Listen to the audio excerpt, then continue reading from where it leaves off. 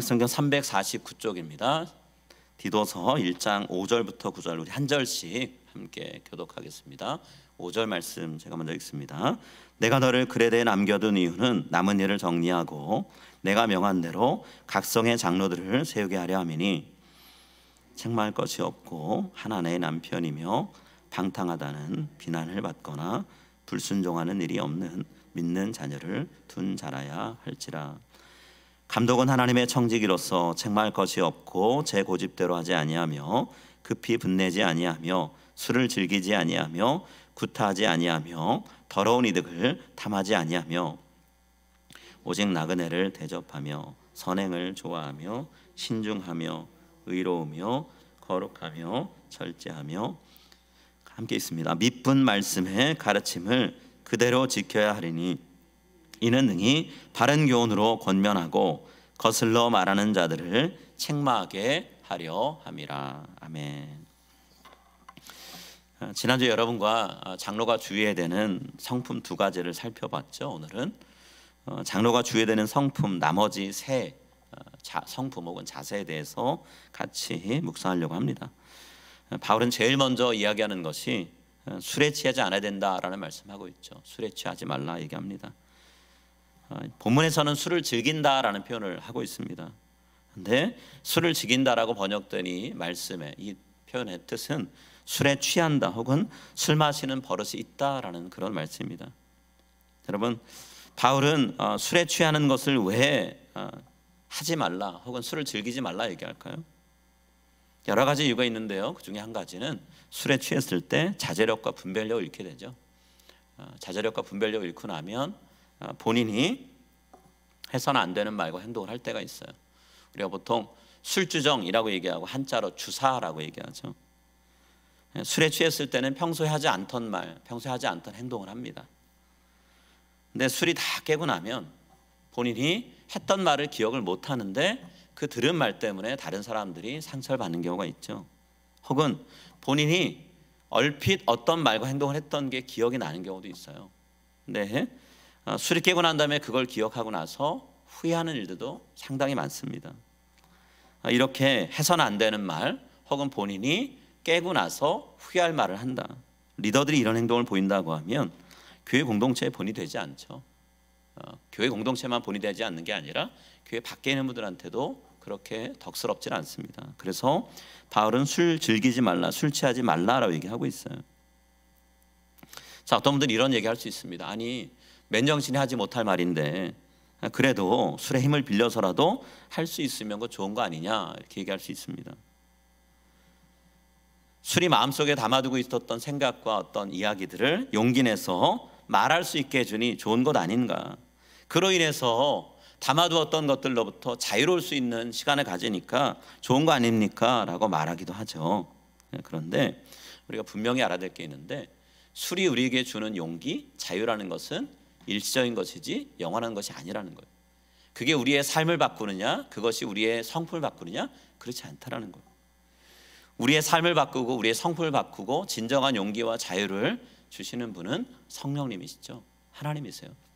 그래서 바울은 성령에 충만한 삶, 성령에 취하는 삶을 살라라고 권면하고 있죠. 성경 분명히 얘기합니다. 우리가 살면서 진정으로 자유를 누릴 수 있게 하시는 분은 오직 한 분, 예수님이시다. 예수님 말씀 안에 거할 때만 우리가 진정한 자유를 누린다 얘기합니다. 요한복음 8장 32절에 이 자유를 얘기하고 있죠. 요한복음 8장 32절 우리 한번 같이 읽겠습니다. 진리를 알지니 진리가 너희를 자유롭게 하리라. 예수님 안에서 누려야 되는 자유를 술의 힘을 빌려서 우리가 자유를 한다? 이건 말이 안 되죠. 신앙인의 자세가 아니잖아요. 엄밀하게 얘기하면 술이 우리를 자유롭게 한다라고 생각할 수 있지만 정확히 얘기하면 술은 우리를 자유롭게 하지 못해요. 오히려 그것에 매이게 합니다. 의존하게 만들어요. 술이 마음속에 담아둔 말을 맨정신에도 할 수 있는 용기를 주나요? 그렇지는 않습니다. 가끔 그런 경우 있지만 그러나 대부분 그렇지 않아요. 술에 취해서 말을 해야 될 정도라면 평소엔 말 못하는 얘기들이에요. 차마 이야기 못하는 거죠. 그렇기 때문에 내가 그 이야기를 하기 위해서 반복적으로 술의 힘에 의존하게 되어 있어요. 진솔한 대화 나눠보자 하면서 술자리를 우리가 다른 사람들을 초대합니다. 이 행동이 다른 사람들도 술의 힘을 의존하도록, 심하게 나가면 굴복하도록 만드는 자리밖에 되지 않아요. 물론 술 마실 때 이 세상의 근심과 걱정이 사라지고 고통을 잊을 수 있다라고 얘기합니다. 여러분, 그러나 고통의 문제는 잊는다고 해결되는 게 아니죠. 고통의 문제는 극복해야 되고 넘어서야 되고 감내하는 힘을 길러야 되는 거잖아요. 그 힘은 술에서 오지 않잖아요. 하나님으로부터 오죠. 술은 우리를 얽어매고 의존하게 만들지 무언가를 극복하게 만들어지지 않아요. 심한 경우에는 술에 중독되어서 술의 통제를 받으면서 사는 사람들도 있죠. 우리 신앙인들한테 이 술 취함의 문제는 그냥 단순하게 기호의 문제다 이렇게 넘어갈 문제가 아니라는 거예요. 오히려 심각하게 바라봐야 되는 이슈예요. 신앙적으로만 그런 게 아니라 사회적으로도 이 술, 알코올과의 문제는 심각한 문제입니다. 그래서 기독교 상담가인 웨스트민스터 신학교에서 기독교 상담을 가르치는 에드워드 웰치라는 교수님은 중독의 성경적 이해라는 책에서 여러 가지 중독의 이야기를 하지만 이 술 중독에 대해서도 이야기를 하고 있어요. 자, 뭐라고 얘기하는지 한번 들어보시면 좋을 것 같아요. 술 취함을 면밀히 살펴보면 이는 주권의 문제다. 누가 당신의 주인인가? 하나님인가? 아니면 당신의 욕구인가? 당신은 다른 모든 것보다 하나님을 사랑하는가? 아니면 창조주보다 어떤 피조물을 더 갈망하는가? 근본적으로 술꾼들은 다른 신, 즉 술을 숭배하고 있다. 술 취함은 너는 나 이외에는 다른 신들을 내게 두지 말라는 계명을 위배하는 것이다. 술꾼은 술을 사랑한다. 이들은 마치 술의 노예가 되어 통치자를 사모하는 사람처럼 술에 따라 움직인다.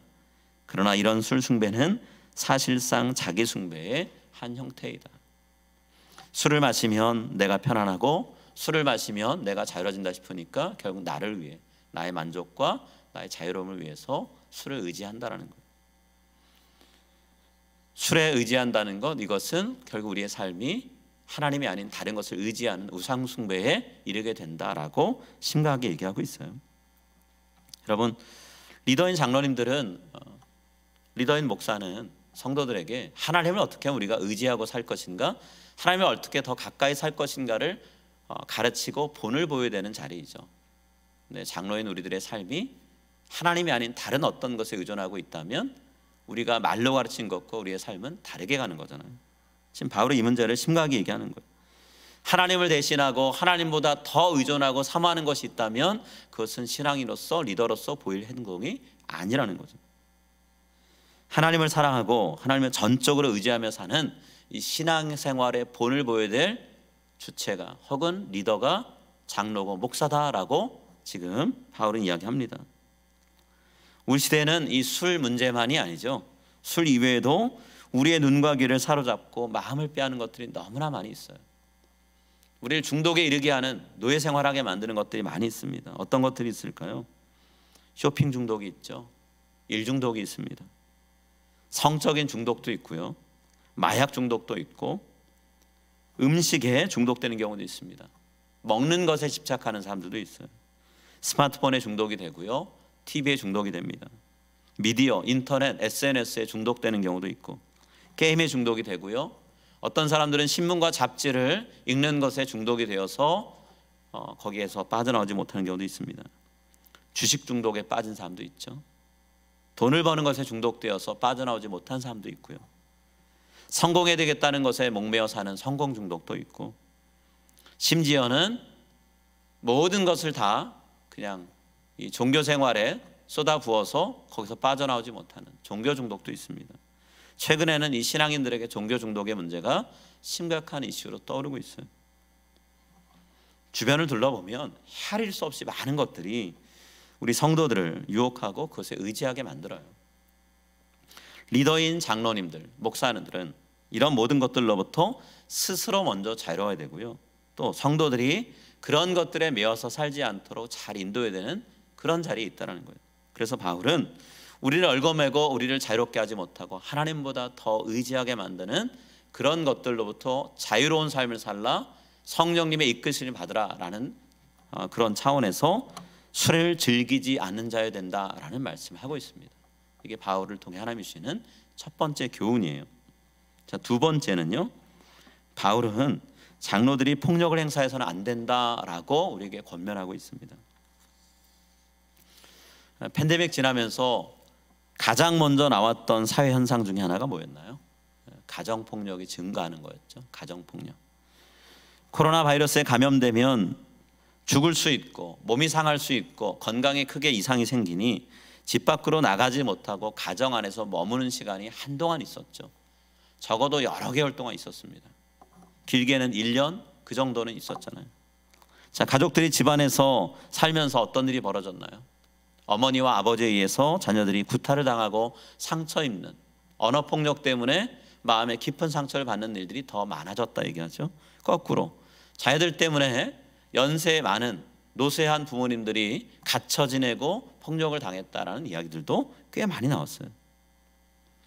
물론 오늘 바울은 가정 안에서 장로들이 폭력을 행사하면 안 된다 이런 차원에서만 이 말씀하고 있는 게 아니죠. 교회 생활 중에, 사회생활 중에 폭력적인 성향을 성도들에게, 다른 사람에게 드러내는 것에 대해서 경고하고 있어요.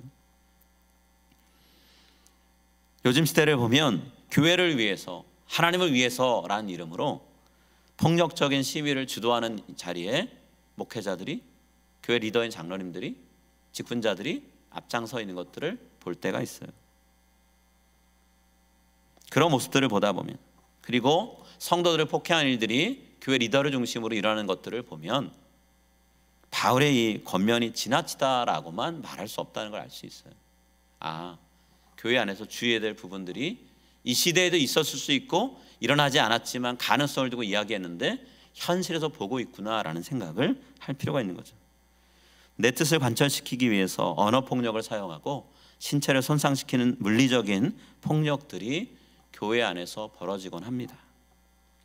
이민교회들은 특히나 이런 위험성을 늘 안고 살죠. 신체적인 폭력, 그리고 언어폭력, 이것만 있지 않죠. 교회 안에서 성폭력의 문제도 심각한 수준이죠. 교단과 교파를 구분하지 않고 심각한 문제로 있잖아요. 그래서 목회자를 교육하고 교회 중직자들을 교육할 때 교육 과정 중에 성폭력의 문제를 어떻게 예방하고 해소할 것인가에 대해서 주기적으로 교육을 하고 있어요. 한편으로는 다행이지만 한편으로는 씁쓸한 일이죠. 이런 것을 특별히 교육을 해야지만 예방이 된다라고 할 정도의 지경에 이르렀다는 걸 생각하면 큰 문제죠. 이런 폭력이 교회 안에서 자행이 된다면 교회와 세상이 다를 바가 없는 거잖아요.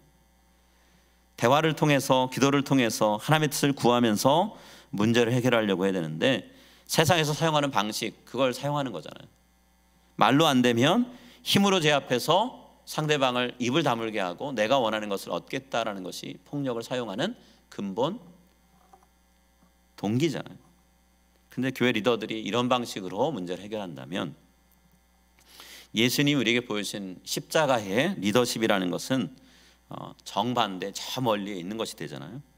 자, 그렇기 때문에 바울은 폭력적인 성향을 갖고 있는 사람들, 신체적인 폭력은 물론이고 언어폭력 사용하는 사람들을 장로로 세우는 것은 안 된다라고 얘기를 하는 거죠.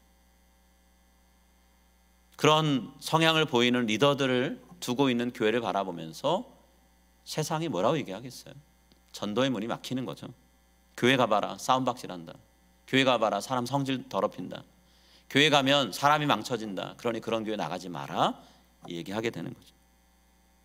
이런 일들이, 이런 얘기들이 종종 들린다라는 거예요. 우리 교회가 예수님의 성품을 닮은 리더들을 통해서 성숙하고 아름다운 대화의 문화가 형성될 수 있는 그런 교회가 될 수 있기를 소망합니다. 자, 세 번째입니다. 세 번째 바울은 돈의 욕심을 내는 사람 장로로 세우면 안 된다라고 얘기하고 있어요. 원래부터 돈의 욕심을 내는 사람도 있겠죠. 그러나 리더로서 재정과 관련된 일을 하다 보니 돈에 대한 마음이 달라지는 경우도 있습니다. 그래서 바울은 오늘 본문에서 뭐라고 얘기하나요? 더러운 이득을 탐하지 아니하며, 이렇게 얘기하고 있어요. 더러운 이득을 탐하지 아니하며.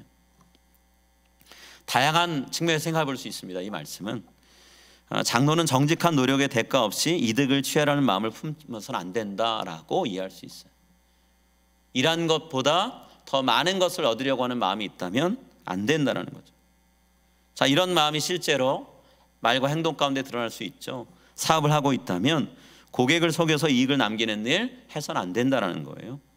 또 직원들에게 줘야 되는 임금을 체불하고 주지 않아서 나의 재산이 늘어나는 것, 그것도 안 된다는 거예요. 만약에 내가 사업주가 아닌 고용된 사람이라면 게을리 근무하고 월급을 받으면 안 된다라는 의미가 될 수도 있겠죠. 또 교회 내적으로 생각해 보면 교회 재정을 함부로 내 뜻대로 사용해서는 안 된다라는 의미가 될 수도 있고요. 교회 리더인 장로라는 직분을 활용해서 금융권, 은행이나 어떤 기관에서 내가 대출을 비롯한 혜택을 받는 것 해서도 안 된다는 거예요. 현실에서는 이런 일들이 종종 벌어지곤 해요. 개인 사업하는 장로님들이 직원들에게 월급 주지 않아서 부당 노동 행위를 했다 해서 고발되는 경우들이 있습니다. 혹은 소득 신고액을 고의로 축소시키고 누락시켜서 내야 될 세금액을 줄이려고 하다가 적발되는 경우도 보게 돼요. 담임 목회자가 교회 재정을 마음대로 사용해서 교회에 심각한 재정 적자를 입히는 경우도 봅니다. 담임 목사와 몇몇 장로님들이 마음을 모아서 교회 재산을 사유화하는 일들도 현대교회에 벌어지고 있어요. 공사업자와 뒷거래를 하고 교회 관련 건축을 진행하면서 뒷돈을 받는 일들도 종종 벌어져요. 재정을 담당한 장로님이 교회 헌금을 담보로 본인의 개인 사업을 위한 대출을 받는 일들도 일어납니다. 그로 인해서 교회가 사회적으로 비난받고 교회는 재정적으로 운영을 받고 상처 입는 경우들을 본다라는 거예요.